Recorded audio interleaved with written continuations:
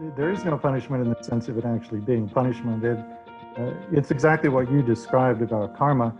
Very often people who have done quote unquote bad things, when they see this replayed in the life review, they themselves want to have the experience that they inflicted on others. They choose it, they actually feel a need to do that in order to understand what it is that they caused others to experience. But there's no being external to them, no counsel, not God.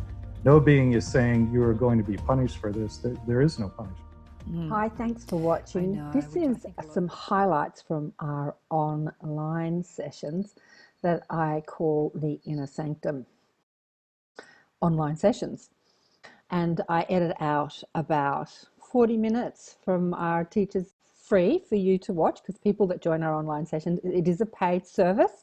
It is part of the way I make a living and help other teachers promote their work. We have a guest teacher once a month, and I teach once or twice a month deliberate creation and energy exercises and how to tap into your intuition and how to be more psychic and all that good stuff. So I hope you join us if you're somebody that wants to make a difference in this world and feel like you've got something to share and you'd like a little support team and meet other teachers and meet some of the guests I have on the show. Please sign up on the website, Swain/Inner Sanctum. Enjoy the highlights, and I'll see you. Hello and welcome to the Inner Sanctum online sessions with guest teacher Robert Schwartz. Hello, Robert. Thanks so much for joining us today. You're welcome, Karen. It's a pleasure to be here. Where are you in the world at the moment? I'm actually in Colorado, traveling, staying at an Airbnb, and there are no books here, which is why I didn't prop the laptop up on the books. For those who don't know what Karen was talking about, I have a new laptop, and inexplicably Dell put the camera at the base of the screen, so it actually points up at me, which is a very strange decision, but that's the way it is. So we're going to be looking at your chin, at the bottom of your chin, but that's down. That's okay. And are you doing some workshops there in Colorado? No, actually, ever since the pandemic started, all of my workshops have been canceled because people aren't in groups anymore. So it's mainly a working vacation. I'm working on the next book. Usually work half a day and then go hiking in the mountains the second half of the day. So Rob shared with me when I had him on the show on ATP Media that he is off the Richter scale on the scale of shyness.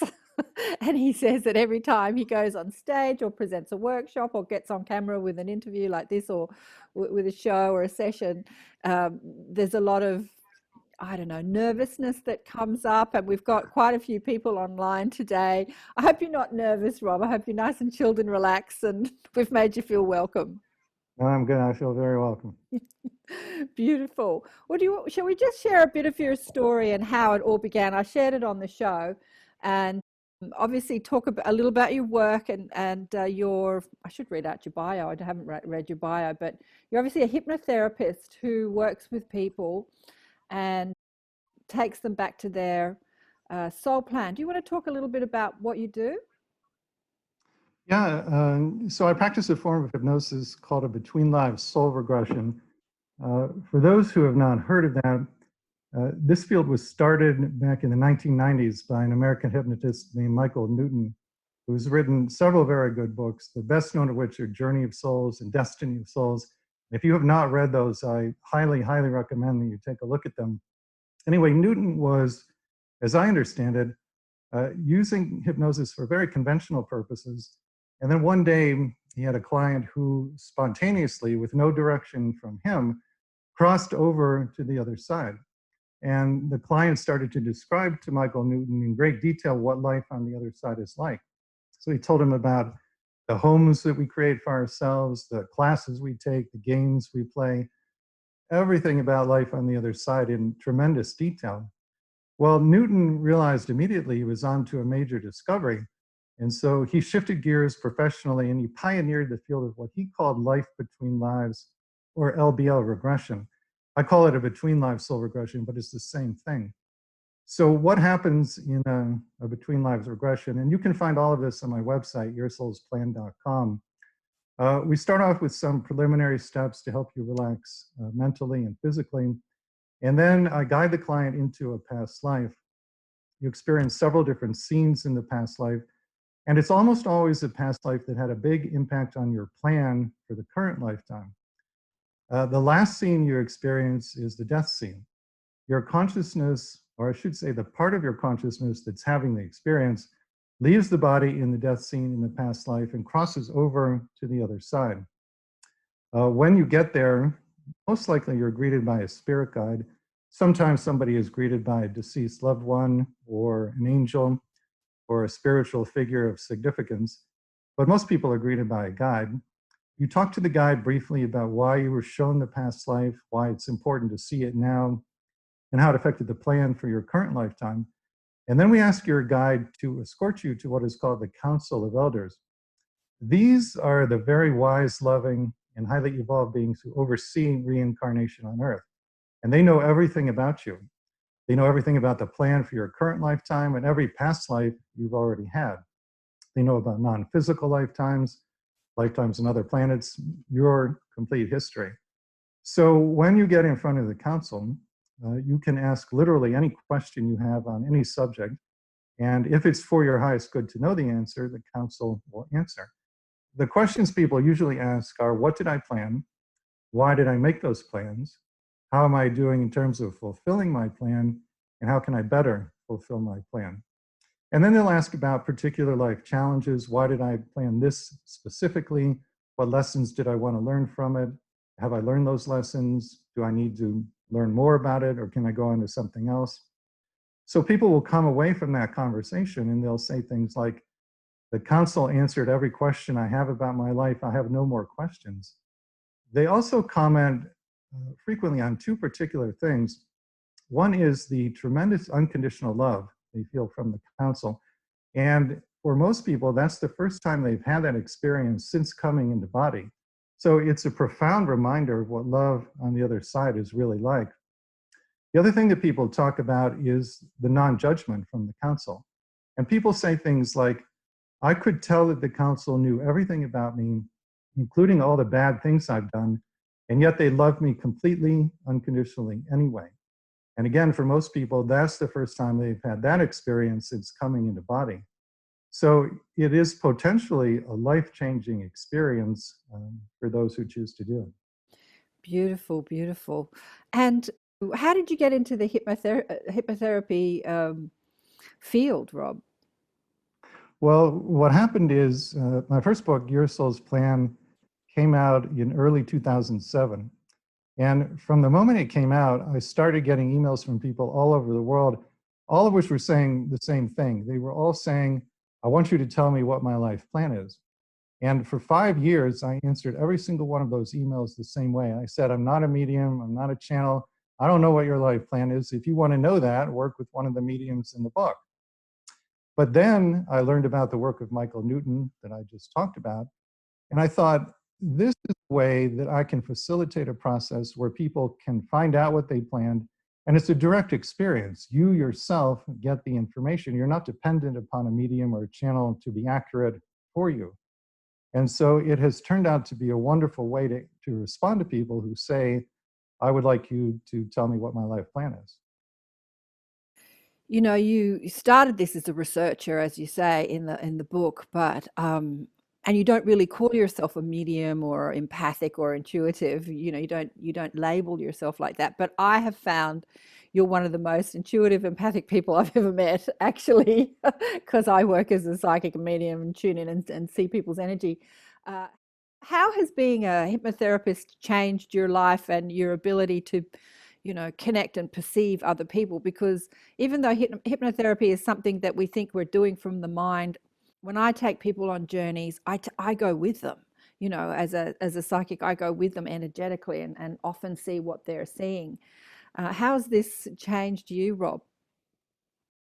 I think the main thing I've gotten in terms of my own spiritual growth, and this comes not just from the hypnosis, but from all the research for the books as well, it's allowed me to see deeper meaning in my own challenges.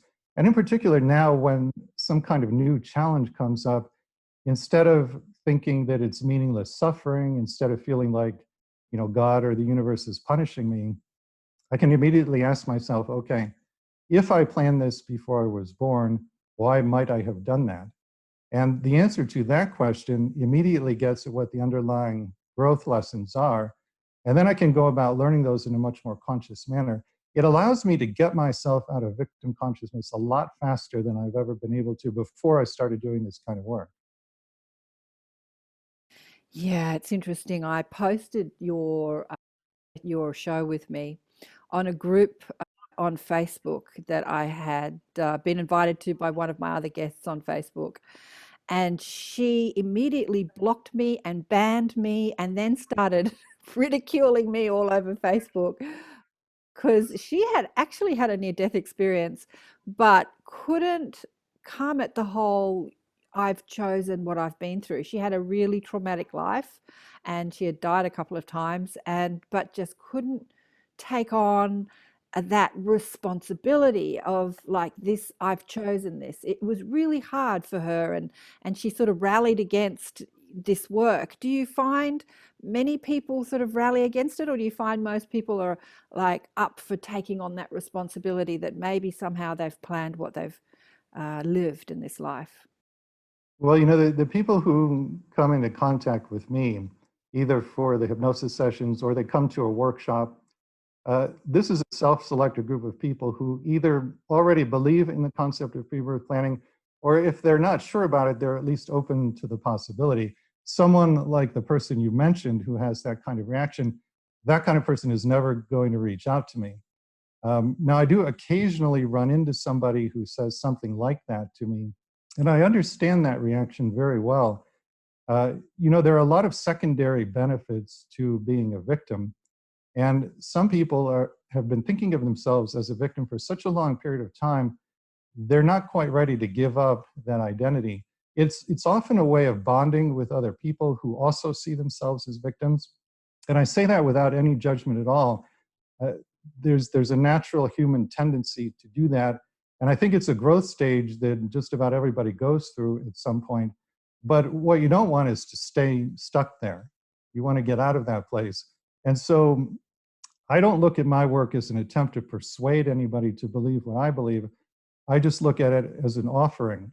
And if and when somebody is ready to make use of it, then that's all in divine timing. But I don't try to push it on anyone. I know it takes huge responsibility and personal responsibility, absolutely. So, of all your clients, Rob, what's been some stories that have really rocked your world, like really sort of like made you go, "Oh, wow"? Have you got any of ones like that?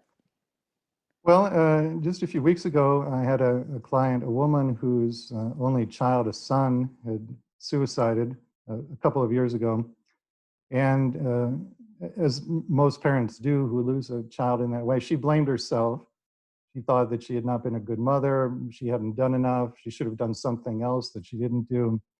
And one thing that happens very frequently in a between lives regression, the counsel will often bring in one or more deceased loved ones if it will serve that person's highest good. So the counsel brought her son in. This was the first direct contact she'd had with him since he had taken his life. And it was deeply, deeply healing for her in a couple of different ways. One is that she could see that he's still alive. And not only is he alive, he's thriving. He's well, he's happy, blissfully happy, actually. So it was tremendously reassuring and healing for her to see that. And then they were able to talk about what happened. And he said what just about everybody who has taken their own life says when they're contacted by somebody, a family member who's still in body. He told her, this was not your fault. There was nothing you could have done to prevent it. It was entirely my decision. It's entirely my responsibility. You are not to blame for this. And the fact that she heard it directly from her son made all the difference. So it was a very, very powerful session. Suicide is a really fascinating topic because a lot of people have asked me if we're planning our lives and we plan our death, and there maybe are a few exit points that we put into the plan, is suicide a planned event, or is it outside of the plan? So for those who are not familiar with my work, I should explain. The way I researched people's pre-birth plans was by working with several very gifted mediums and channels who in one way or another could find out what someone planned before they were born. The suicide chapter is in the second book, Your Soul's Gift. And it's the story of an American woman who loses her only son, Cameron, to a suicide. She and I worked with Pamela Crabbe, who is a channel in the Netherlands who channels Jesus. And for those of you who have not read his contributions to Your Soul's Gift, I would encourage you to do so. It's some really remarkable material. So I asked Jesus at the beginning of the channeling session, is suicide something that people plan before they were born? And he says, it's not ever planned as a certainty, but it is planned as a possibility, or sometimes a probability, or rarely a probability so high as to be almost certain. And then he says, this is the case with Cameron. Cameron was bringing back into body unhealed energies from past lives. And he knew before he came into body that he was doing this to such an extent that it would create tremendous depression and anxiety, and that there was a very, very high chance that he would end up taking his own life. Now you might say, why would anybody create a life plan like that? Well, from your non-physical perspective on the other side, you know that a life is very brief, that nobody is permanently harmed by anything that happens here, and yet the wisdom becomes part of you for all eternity. So because of those three differences in perspective, many souls do take on very, very ambitious life plans. And Cameron was one who did that. So Cameron then comes into the channeling session. He talks directly with his mother, Carolyn, and he tells her, you were not to blame. I made this decision. It's my responsibility. And he starts to talk about his life on the other side, how happy he is. His role now is to work with other teens who take their own lives. And as soon as they cross over, he's there to help some of them with their transition. So again, for Carolyn, just like the other client I told you about, a deeply healing experience to see that her son is well and thriving, to have him tell her, you are not to blame, you are not responsible for what happened. And a piece of information comes out later in the discussion with Jesus that is really, really important. He tells us that every suicide that could have been prevented by outside forces was prevented. And what he means by that is if a suicidal person has even the slightest openness or willingness to change their mind, the universe knows that, and the universe stages an intervention. So the implication of this is that if you have lost someone you love to suicide, there was literally nothing you could have done to prevent it. And I think that piece of information is probably the single most healing piece of information I've come across in all the years that I've been looking at people's pre-birth plans. Oh, wow. Again, I'm going to be a mess today, I'm sure. It's emotional stuff. Okay, so a lot of people think, and I've had a conversation with Cyrus Kirkpatrick, who helped me with the first book, Awakened by Death. And Cyrus is an astral traveler who hangs out in lower astral worlds, or he hangs out predominantly in a world that he calls Second Earth, which is like an astral replica of Earth, where density, you can still experience density. And his experience is that when his mother passed, she had a lot of mental illness. She was in this other place, still working on some of the thought forms that she couldn't let go of. So a lot of people think that if you do commit suicide, you know, the old ways of thinking that you go to like some sort of hell place. Have you experienced, you know, people that have crossed over through their sessions talk about these realms, the lower astral realms, where they are still working on their stressful thoughts or limiting thought forms?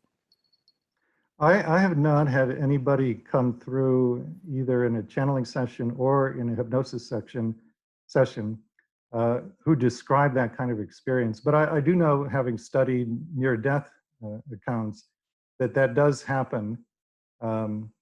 People often, when they leave this lifetime, they may feel a sense of worthlessness or unworthiness, or they may feel that they have, quote unquote, sinned, that they did bad things when they were here. And if those beliefs are strong enough, you can create a hellish experience for yourself. There is no hell in the sense of it being an objective, ongoing reality, but you can temporarily create something that seems hellish as a way to punish yourself. It's actually just an expression of your own free will. And there are beings who will try to get you to step out of that place and move into the light, but you can keep yourself in that place for as long as you want to. What about souls that sort of hang out on the earth plane, like ghosts, if you like? Have you experienced many of that? Much of that? That's actually a little bit beyond my area of expertise, but there's a very, very good book on that subject called Testimony of Light by an English woman named Helen Greaves. I would recommend everybody take a look at that. You're the second person this week that has said that. I've actually got the download of that, and I'll send it to everyone. If you want to read it, I'll send it to you. I was also going to ask you, Rob, about lives that are planned that are not hard, that are like really easy lives. Do you see much of that? I've seen a fair amount of that. You're referring to something that I call a vacation lifetime, and there is such a thing as a vacation lifetime.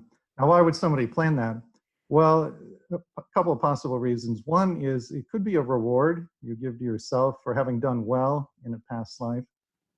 Another possibility is it could simply be something you've never experienced before. The soul wants to experience everything. So if you've only had very difficult lifetimes, you might plan a vacation lifetime just because you've never done it before. And then I think there's a third reason, which is it's a form of service on the people who are having the vacation lifetime. And the way it's service is that it says to people who have a lot of challenges, this is the way that life can be.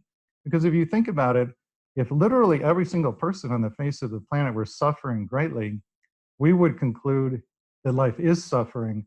And that, I think, would be an inaccurate and very unfortunate conclusion. Oh, absolutely. Hallelujah to that. Yeah, absolutely. I've got a question. I'd like to hear about experiences, how parallel and past lives influence the lives that we feel we are leading in this time and space reality. How do the timelines and dimensional aspects of ourselves influence each other? This is a big question. This is a big question, and something I have thought about often. How does changing this reality alter or change other parallel or past lives? Have you got any information on that, Rob? I have some. There's one story, it's actually the last story in my second book, Your Soul's Gift, which is a chapter on the pre-birth planning of mental illness. And the story there is about a woman, a Swiss woman, who is now middle-aged. Starting, I believe it was in her late teens, she started to have different forms of mental illness, one of which was a very unusual form of psychosis, in which when she was asleep at night, if she had a nightmare, say she dreamt that a monster was attacking her, when she woke up, she would actually see the monster in her room.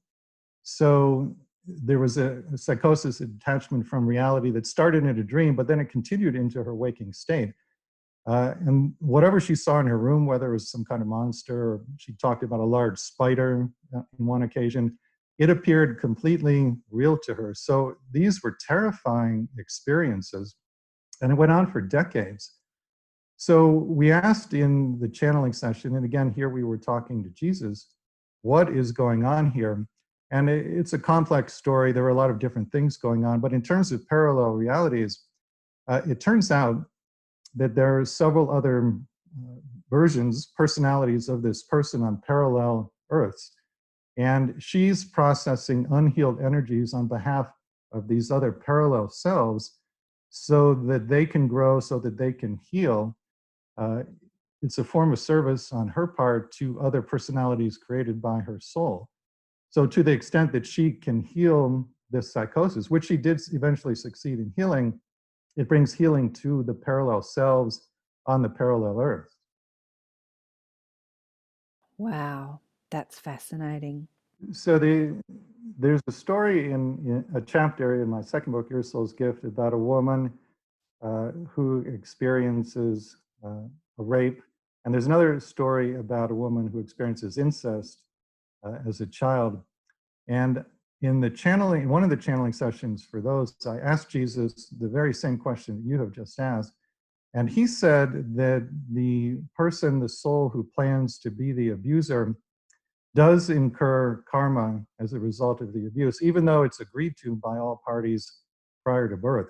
Now, as to what the reason is for that accruing karma, I actually don't know the answer to that question yet. We didn't get that far in the discussion. And that's something that I have wondered about myself and intend to follow up on in sessions for the future books. I'm yakking away and I'm muted. As I understand karma, karma is not a punishment, but a experience that one chooses. So if you've played a victim role in a lifetime, I think the soul would choose to play a perpetrator role in another lifetime to get the understanding of both sides of the story from a linear mind perspective, from a physical life perspective. Because I think that when we're on the spirit side or on the other side, or in the true self, we've got access to that information. But as we come into a physical life, we haven't got access to that information. Many people don't. So we don't understand the other perspective. So I think that if you've played one side, your soul would elect to play the other side, and that we would deem that as karma. Is that how you understand it, Rob? That's exactly my understanding. It's a feeling of unbalanced energy. Mm-hmm. Example I usually like to give is if two people had a past life together in which one was ill and the other person was the caregiver, when those two people transition back to the other side and have their life review, as we all do, they may have a sense of unbalanced energy around that relationship. And may is the key word there, because they also may not. Mm-hmm. And they decide for themselves, we feel complete with this or we feel incomplete.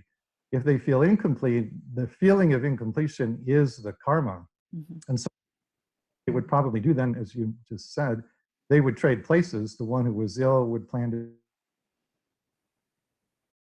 Okay, so you froze for a second there, Rob. Because I think we look upon, like most things, we're trying to understand spiritual perspectives from a linear mind perspective. And the linear mind, I call it the linear mind or the egoic mind or the human mind perspective, is very rooted in judgment.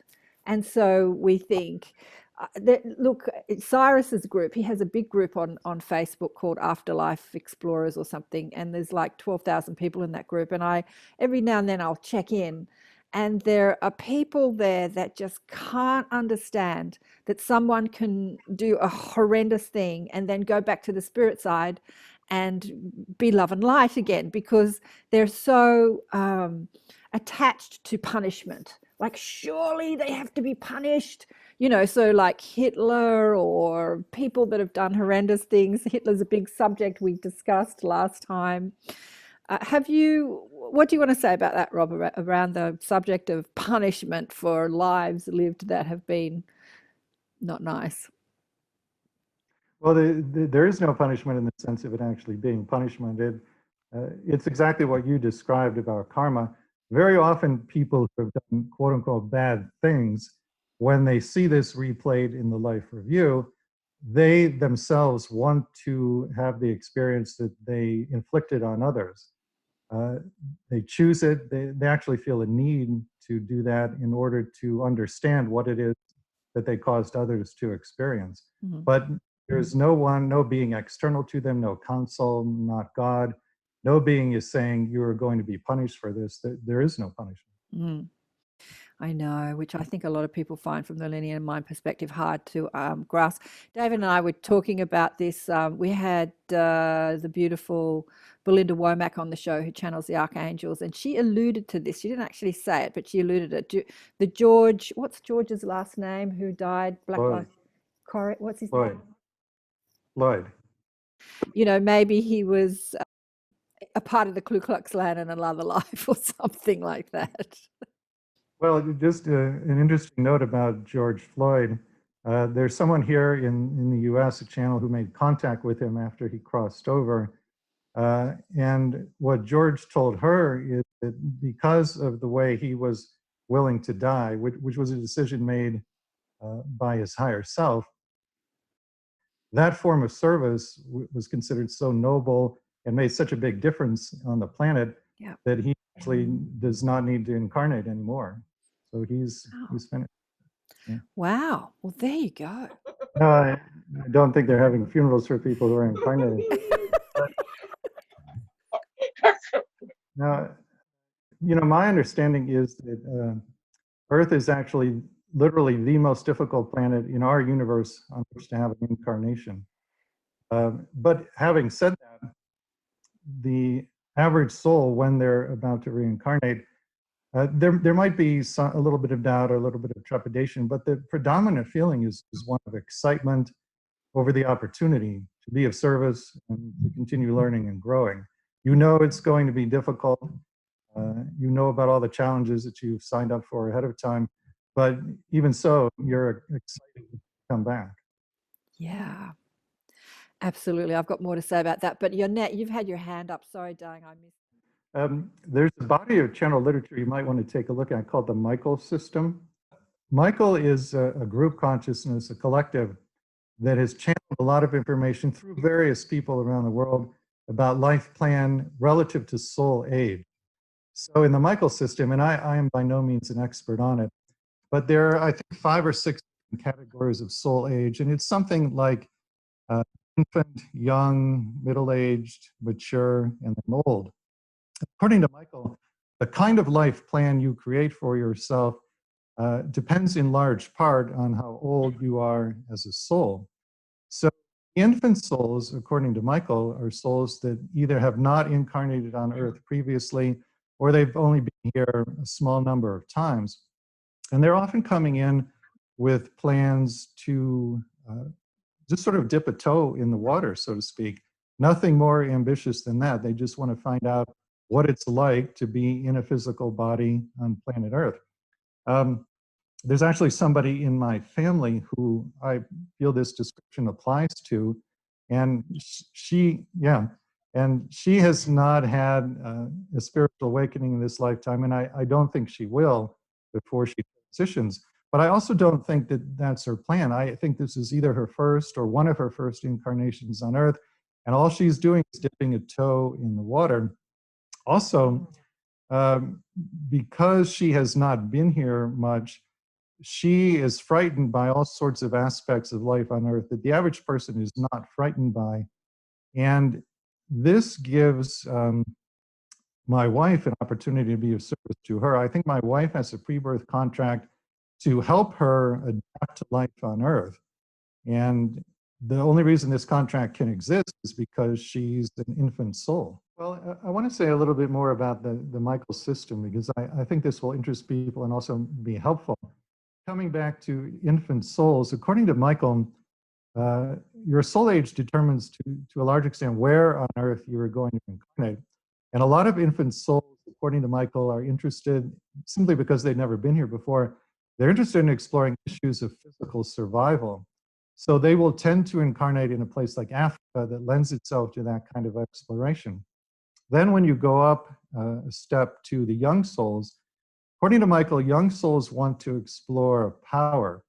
And Michael says they tend to incarnate in the United States, which lends itself to an exploration of power.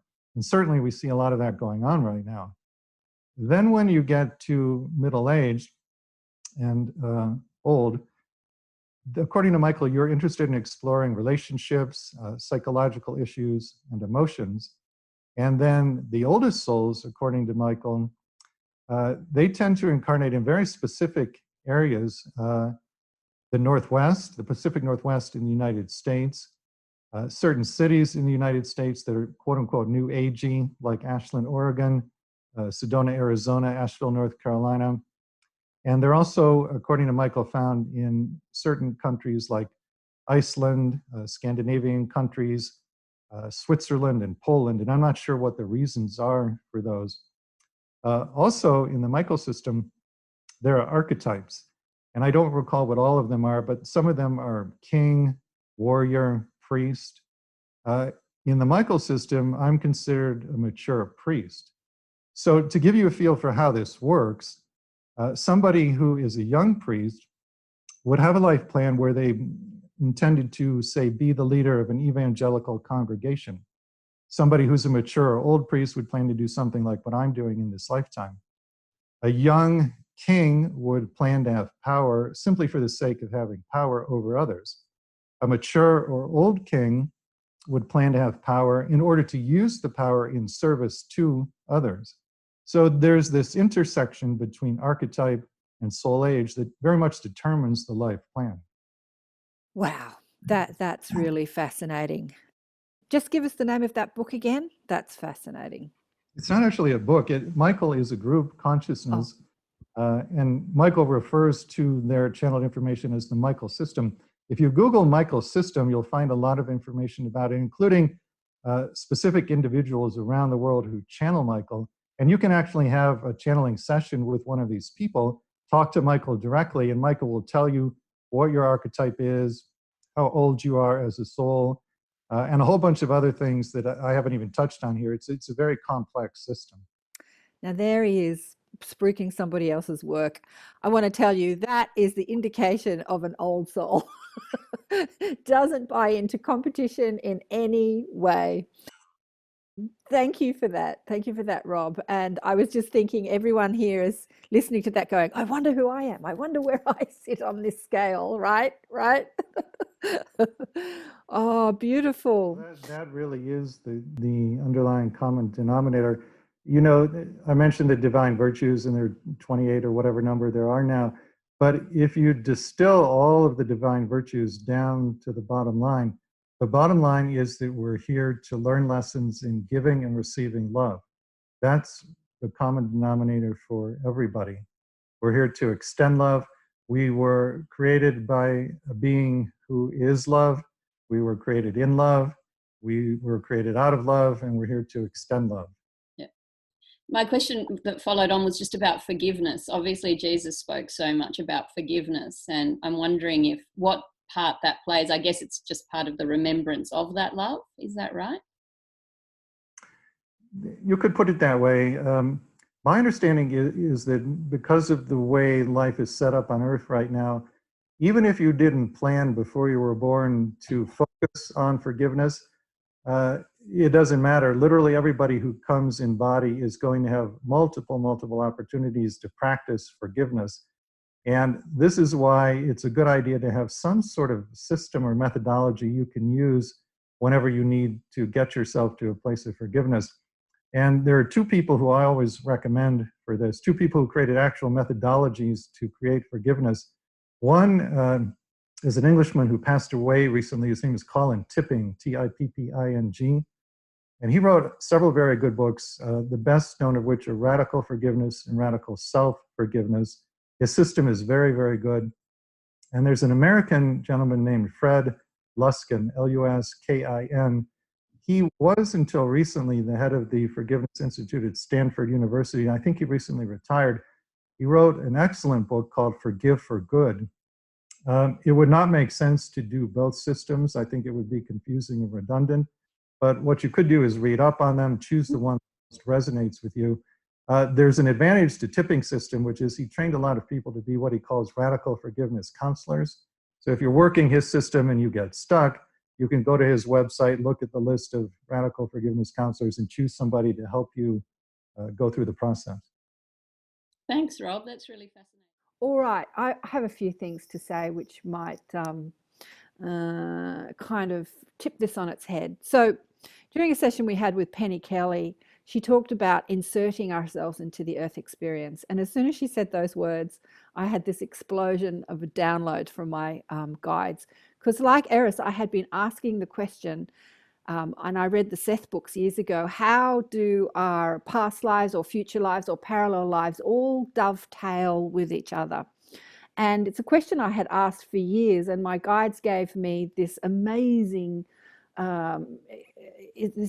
experience of, they said that when you insert yourself into the earth experience, you do so in one go. So we talk from a linear mind perspective very linearly. So we say, we live a life, we die, we have a life review, we plan the next life, we come back, and it's a very linear experience. But of course, in that soul's perspective, there is no linear time as we understand it. So when we do decide to come to Earth and do a soul planning session, we do so for all our lives in one go. And we have an intent. You can have a theme, a same theme that runs through every life, or you can have different intents or themes for each life.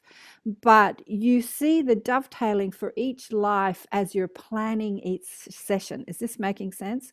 So what they were showing me is that through all my lives, through time and space, my intent was to be a teacher, healer, type of person. And they showed me planning the life like I led a life when Jesus was here and he was one of my teachers. So I would come into the earth experience to learn, to be the student, to learn what the teacher is like. And then they showed me lives as a doctor, and I was administering people, and I got caught up in my mind, and I wasn't available to my intuitive things.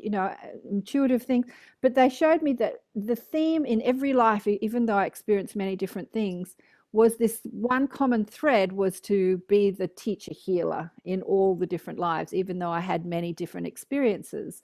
And is this making sense? Rob, have you got anything to say about that? I think what you just said is very interesting. My understanding is just slightly different. My understanding is that we have what I refer to as an arc of lives. So there'll be a set of lives in which we're working on a particular theme. Maybe it's to deepen in compassion. And then after you've completed that arc of lifetimes, you would go on to another arc of lives in which there's another theme. And it could be almost anything: unconditional love, patience, empathy, whatever it might be. But the arc of lives is tied together by this underlying theme. Yes, absolutely. Absolutely. Yeah, that's so maybe they were just showing me one specific arc, and maybe in the another arc I was exploring something else, like maybe it was creativity or something else. So in this particular arc of lives, the theme was to be in service to others. And as you were talking before, Rob, maybe the depending on the I don't even want to use age of the soul, but the experience of the soul, let's say, there would be different intents for different arcs. Does that make sense? Yeah. One of the things, I have a workshop that is based on my books. And one of the things we do in the workshop is something I refer to as the divine virtues exercise.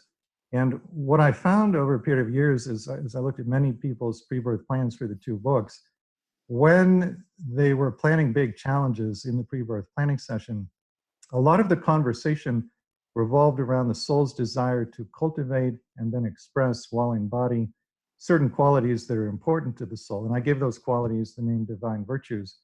Over a period of years, I put together a list of the ones that came up the most often. I think there are now 28 virtues on the list.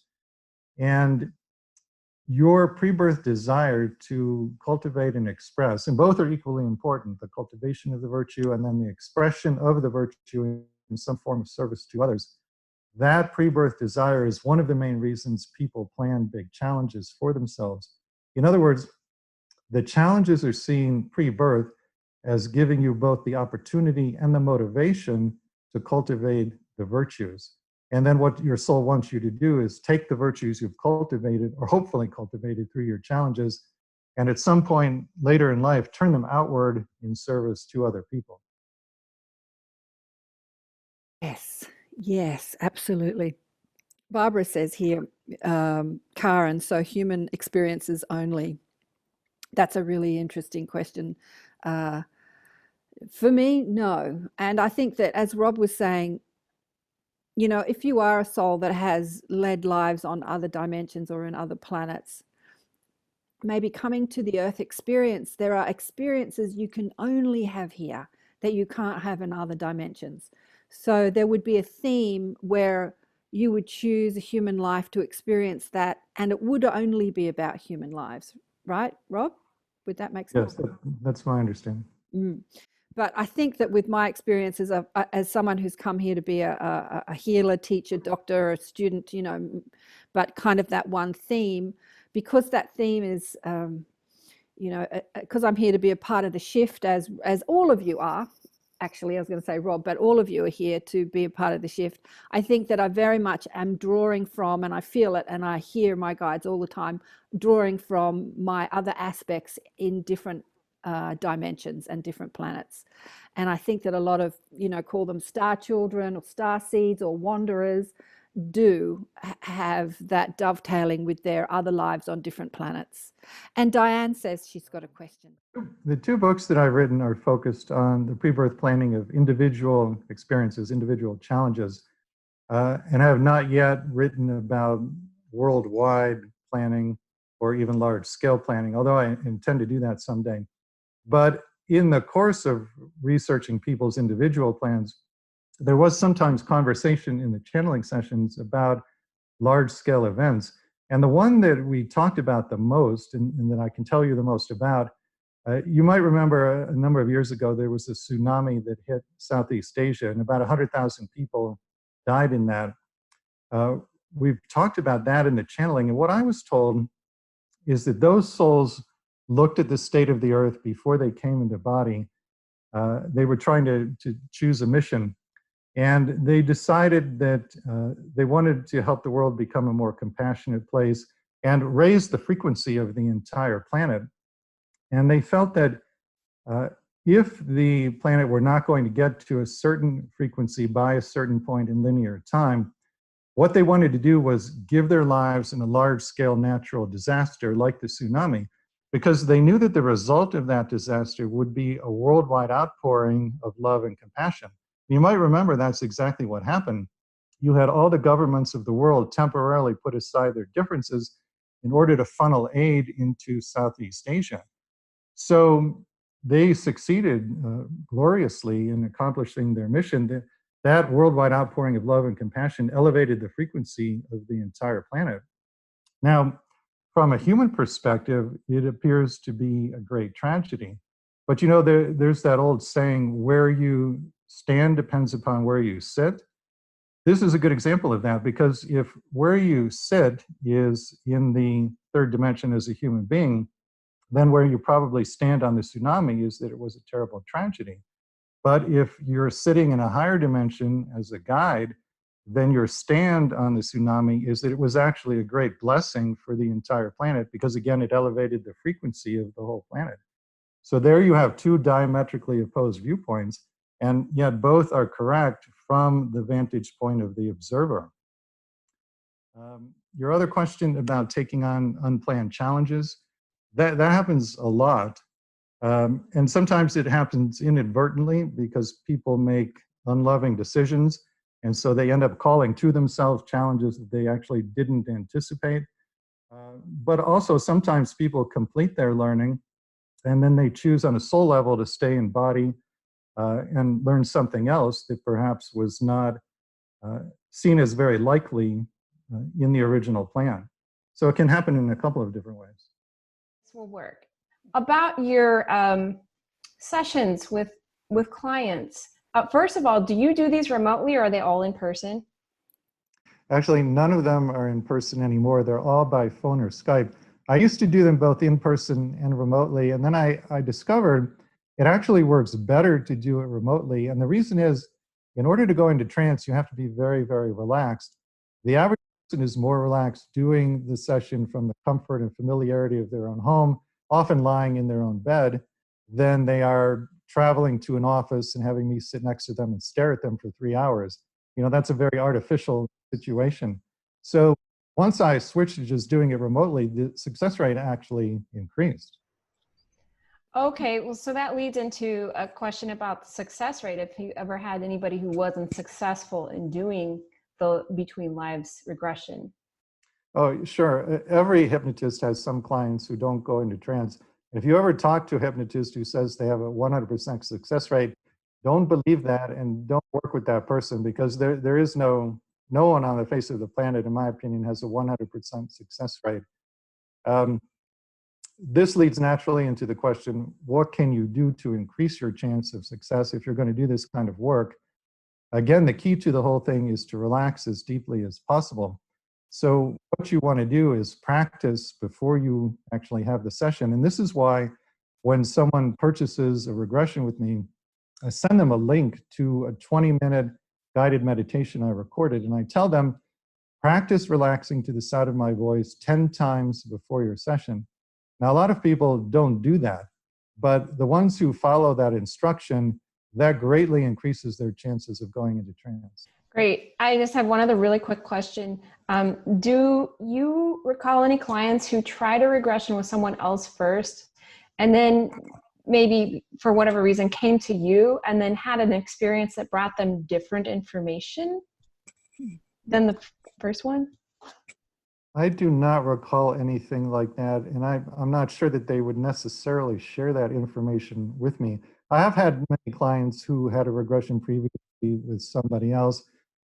Sometimes it didn't work, and that's the reason they came to me. Sometimes it did work, but they just felt like working with somebody different and chose to do that.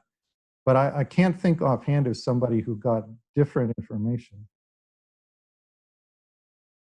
Regardless of whether or not you awaken in a lifetime, your soul has no judgment of you.